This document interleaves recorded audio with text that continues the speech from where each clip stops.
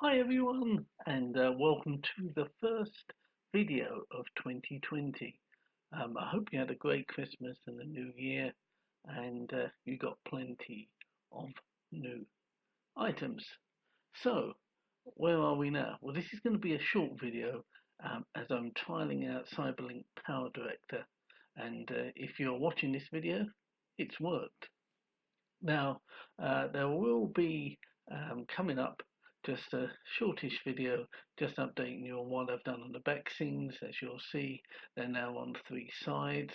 I did have a bit of a meltdown on the platform side back scene as I just couldn't get any depth, and I bent John at Piccadilly's ear, so thank you, John, and also David Hyde after I spotted his channel, and he really does have some smashing scenics, and he gave a couple of tips, so I think I know what I'm now going to be doing on that one. Progress has been made on the industrial end, and I'm pretty pleased with that. Just wait for some more bits and bobs from Scale Model Scenery. Um, and also, I've made just a few little changes to the main platform area. I've put subways in, and I think they look quite effective. Some major changes on the track plan. Um, I ripped up a couple of points.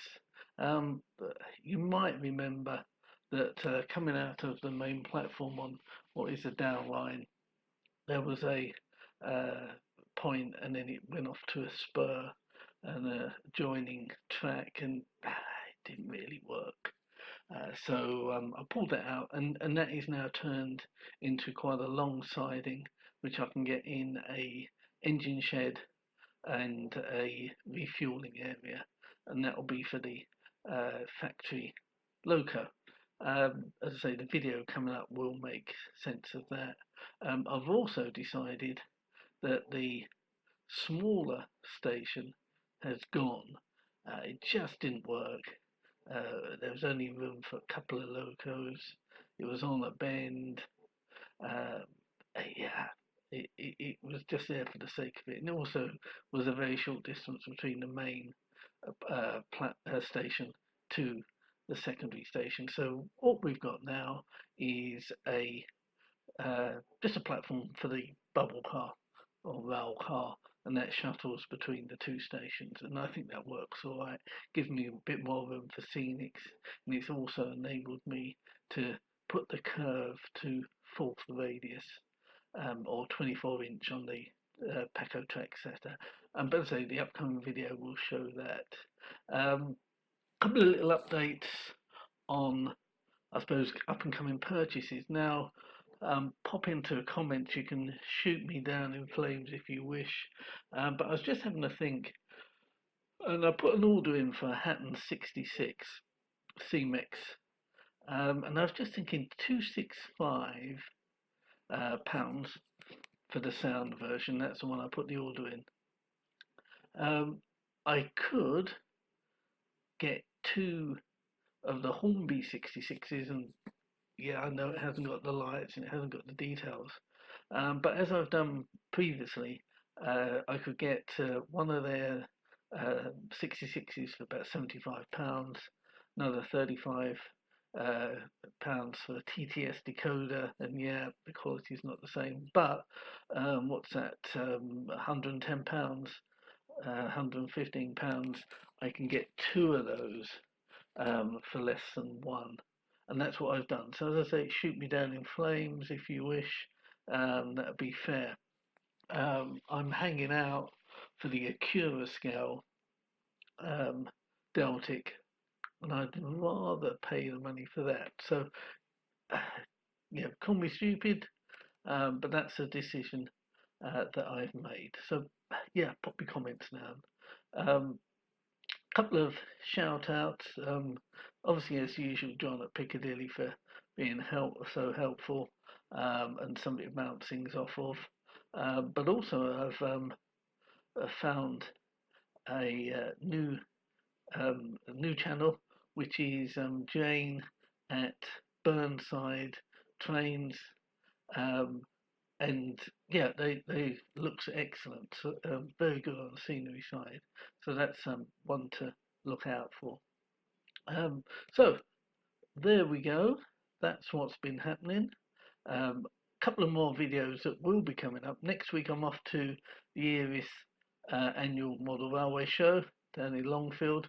Usually very good. I went last year, so if I remember to take the camera I will do and do a video there, and then just a video of sort of bits and bobs that I've picked up that hopefully be sort of some interest to you. So there we go. Thanks again for some extra subscribers. I think we're nearly up to 130, so thanks again.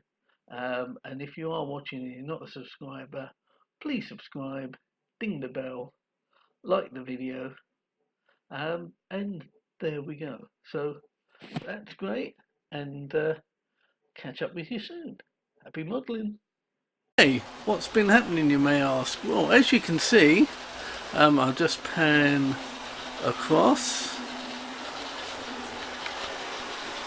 The back scenes have been worked on at the top end here, and I'll just move. There we are, that's better. You'll be able to see that some road and paving have moved in, which is excellent, and it looks quite good. I've distressed the road a bit just to show that sort of non-cared for sort of look, which was sort of accidentally come across by when I spilled a bit of PVA glue and rubbed it. So I was quite pleased with how that's looking. So we just getting the focus back. So that's the top end.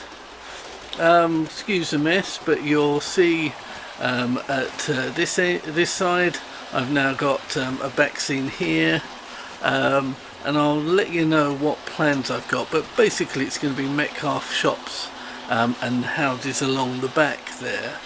Let me scoot through,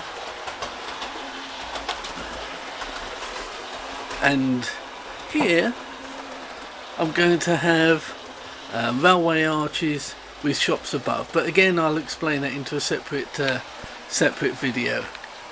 Okay, now what else has been happening? On the platforms I've put subways in, and I've got another subway to put just there. I'm going to keep the railway bridge because I think it looks nice, and the excuse is that it's a listed building. I've made some adjustments on the track. If you remember, there used to be a spur off of here that would go round along here. Couldn't really see the use of that, so this is now a decent siding, which is where I'm going to put an engine shed and a refueling area. Also decided that I was going to have a station here, but it just didn't work. There would have only been room for a couple of coaches, so yep, that's out. And we just have the single platform there for the shuttle bubble car that goes around here. I've taken out the point which was there, and so it will just come around and then into the platform here. I just thought it was too busy on their points for the sake of points, I felt. So what will happen is that when the bubble car comes out from there, it'll be protected by a signal for this line, and the signal there will come out, will come across here and down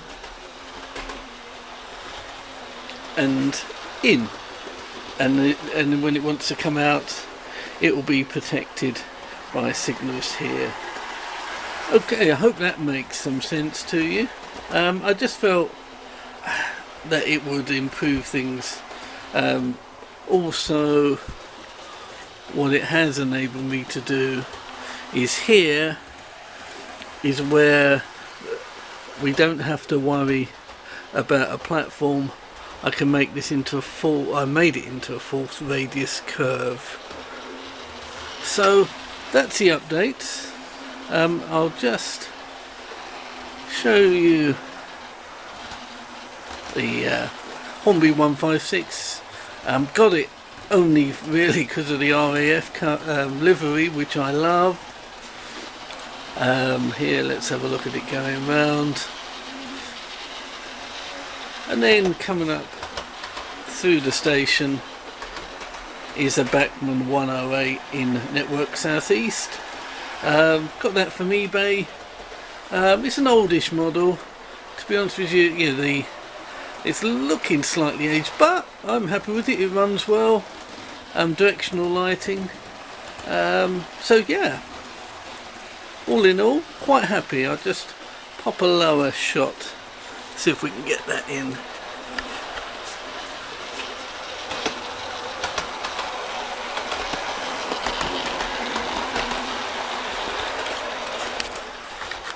So quick update video, just to show I'm still about, and then I'll probably pop another couple of videos in. Okay, I'll just leave with a running shot coming round of the 156 and the 108, just coming along.